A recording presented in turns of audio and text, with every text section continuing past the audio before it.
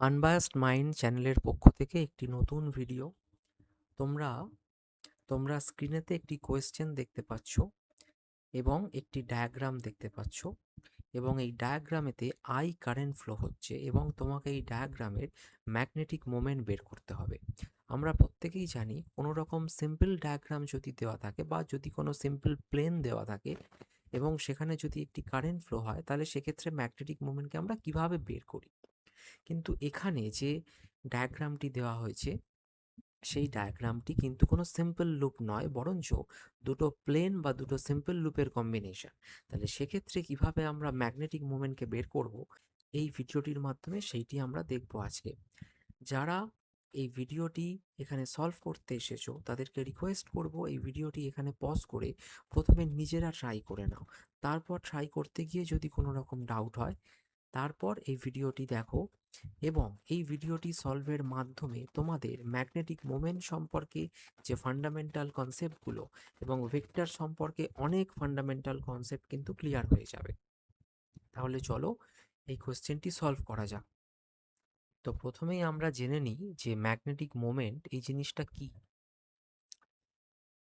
আমরা জানি যে কোনো যদি কারেন্ট ক্যারিং লুপ থাকে, এখানে আমরা দেখতে পাচ্ছি ডায়াগ্রামে একটি সার্কুলার কারেন্ট ক্যারিং লুপ, যার মধ্য থেকে আই কারেন্ট ফ্লো হচ্ছে এবং এরিয়া অফ দ্য লুপ হচ্ছে এ। তাহলে তার ম্যাগনেটিক মোমেন্টটা কীরকম হবে? ম্যাগনেটিক মোমেন্ট হয় M is equal to I current into এটার এরিয়া।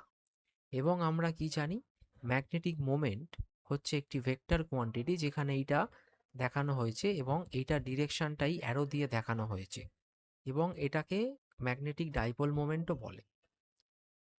এবং এই যে সার্কুলার লুপ, সে নিজে একটা ম্যাগনেটিক ডাইপোল হিসাবে বিহেভ করে এবং এই সাইডটা হয়ে যায় সেটা নর্থ পোল। ম্যাগনেটিক মোমেন্টের যেটা দিক, সেই সাইডটা হয়ে যায় নর্থ পোল এবং তার অপোজিট সাইডটা হয়ে যায় সাউথ পোল। সুতরাং এইটাই একটি বার ম্যাগনেট বা একটি ম্যাগনেটিক ডাইপোল, যেটার একটা সাইড নর্থ পোল এবং একটা সাইড সাউথ পোল। এবং এটার ডিরেকশন কোন দিকে হয়? এটার ডিরেকশন হয় টুয়ার্ডস দ্য এরিয়া ভেক্টর। আমি যদি এটাকে ভেক্টর নোটেশনে বলি, আই ইন্টু এ, এটা হচ্ছে এটার ভেক্টর নোটেশন। তাহলে ম্যাগনেটিক মোমেন্টের ম্যাগনিটিউড হচ্ছে আই ইন্টু এ, আর ডিরেকশন কি হবে? ডিরেকশন হবে টুয়ার্ডস দ্য এরিয়া ভেক্টর। এবং এরিয়া ভেক্টর, আমরা যে কোনো ভেক্টরের ডিরেকশনকে তার ইউনিট ভেক্টর দিয়ে কিন্তু রিপ্রেজেন্ট করি। যখন কোনো একটি ভেক্টরের আমরা ডিরেকশনকে বোঝাতে চাইব, সেই ভেক্টরের ইউনিট ভেক্টর দিয়ে আমরা তার ডিরেকশনকে বোঝাই।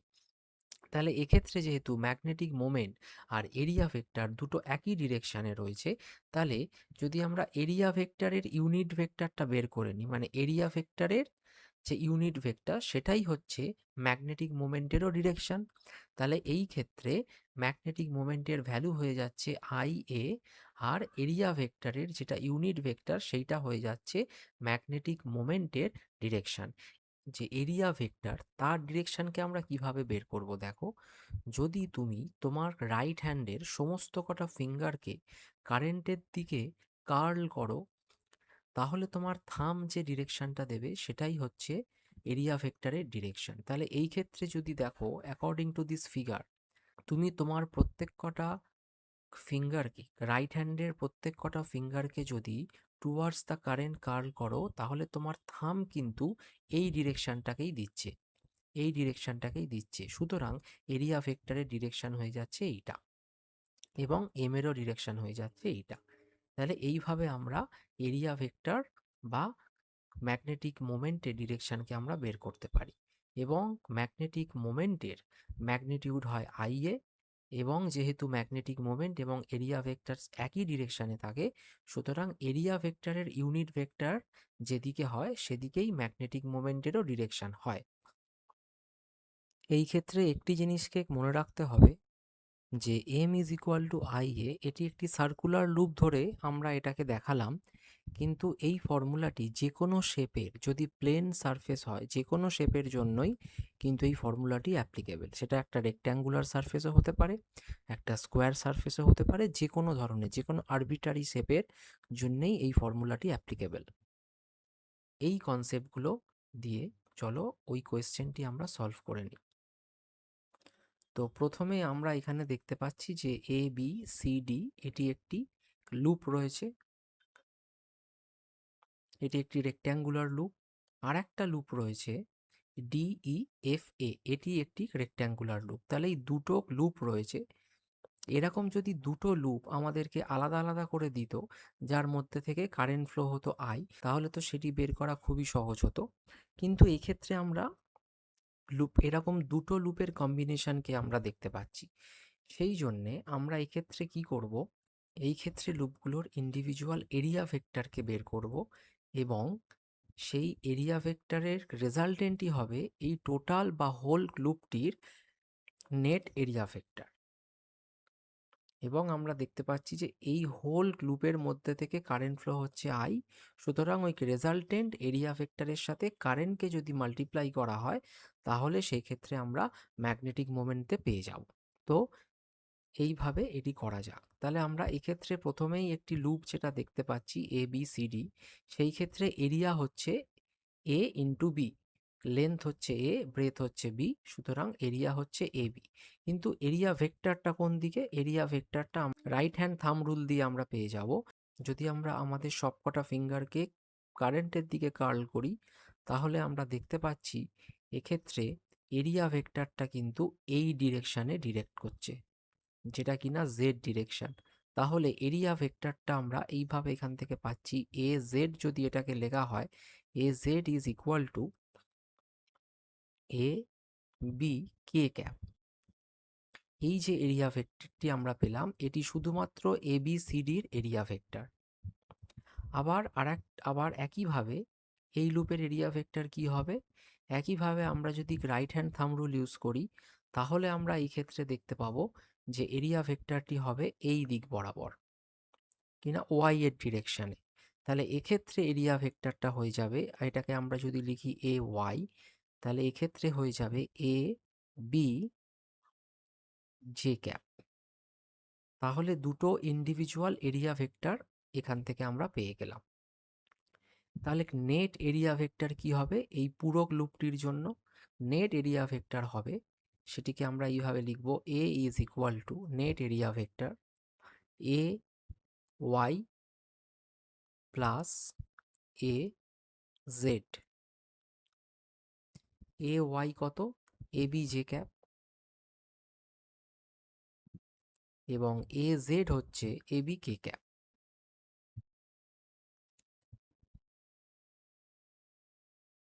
তাহলে আমরা এটাকে এইভাবে লিখতে পারি, A B J cap plus K cap. এই যে এরিয়া ভেক্টরটি আমরা পেলাম এটার ম্যাগনিটিউড কত? যেহেতু এ জেড এবং এ ওয়াই এই দুটো পারপেন্ডিকুলারলি রয়েছে, কারণ একটা জে ক্যাপ আর একটা কে ক্যাপ, আমরা জানি যে কে আর জে মিউচুয়ালি পারপেন্ডিকুলার, তাহলে আমরা ডাইরেক্টলি এটাকে আমরা পিথাগোরাস ফর্মুলা দিয়ে পেয়ে যাব। সেই ক্ষেত্রে যদি আমরা সেটি অ্যাপ্লাই করি তাহলে হবে root over A B whole square plus A B whole square, so it comes out root two A B. এর ম্যাগনিটিউড হয়ে গেল রুট টু এ বি। কারণ আমরা যদি এই দুটো ভেক্টরকে এইখানে এইভাবে ড্র করি, একটা হচ্ছে এ জেড আর একটা হচ্ছে, এটা হচ্ছে এ ওয়াই আর এটা হচ্ছে এ জেড, আর এইটা হচ্ছে রেজাল্টেন্ট ভেক্টর, এইটা হচ্ছে রেজাল্টেন্ট ভেক্টর, এইটা হচ্ছে এ। তাহলে এইটাই হচ্ছে এই পুরো লুপটির এরিয়া ভেক্টরকে রিপ্রেজেন্ট করছে। এটির ম্যাগনিটিউড কত? Root two A B. তাহলে আমরা এখান থেকে ম্যাগনেটিক মোমেন্ট বের করে ফেলবো, M is equal to I into A. তাহলে ম্যাগনেটিক মোমেন্ট কত হচ্ছে? আই এখানে ক্যাপিটাল আই এবং এ হচ্ছে রুট টু এ বি। এবার ম্যাগনেটিক মোমেন্টের ডিরেকশন কোনটা হবে? আমরা এক্ষুনি আলোচনা করলাম যে ম্যাগনেটিক মোমেন্ট এবং এরিয়া ভেক্টর এই দুটো একই ডিরেকশনে হয়, সুতরাং এরিয়া ভেক্টরের ইউনিট ভেক্টর দিয়েই আমরা ম্যাগনেটিক মোমেন্টকে রিপ্রেজেন্ট করি। সুতরাং যদি আমরা এরিয়া ভেক্টরের ইউনিট ভেক্টরটি বের করে নিই, তাহলে এ ক্যাপ যদি আমরা বের করে নিই, সেটিই হয়ে যাবে ম্যাগনেটিক মোমেন্টের ডিরেকশন। তাহলে এক্ষেত্রে আমরা কিভাবে ইউনিট ভেক্টরটি বের করব?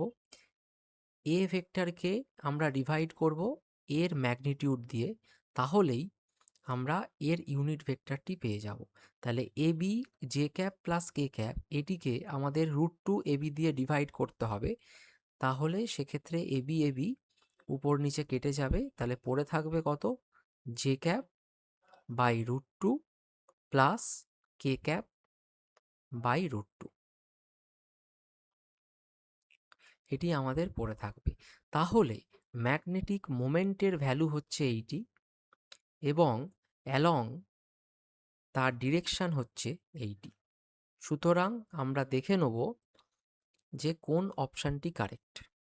তাহলে এক্ষেত্রে আমরা দেখতে পাচ্ছি, যদি আমরা অপশান বি এর দিকে তাকাই, তাহলে √এবি/আই along J by √2 plus K by √2। এই ক্ষেত্রে আমরা কি দেখতে পেলাম? যে অপশান বি ইজ কারেক্ট। যদি এই ভিডিওটি হেল্পফুল হয়, অবশ্যই একটি লাইক করবে, এবং যদি এরকম ভিডিও আরও পেতে চাও, তাহলে চ্যানেলটি অবশ্যই সাবস্ক্রাইব করবে, এবং আমরা সেই ধরনের ভিডিও নিয়ে আসবো এই চ্যানেলে, যেগুলো তোমাদের আইআইটি জেইইর কনসেপ্ট ক্লিয়ারেন্সের জন্য প্রচণ্ড ইম্পর্টেন্ট। Thank you. আবার দেখা হবে অন্য কোনো ভিডিওতে।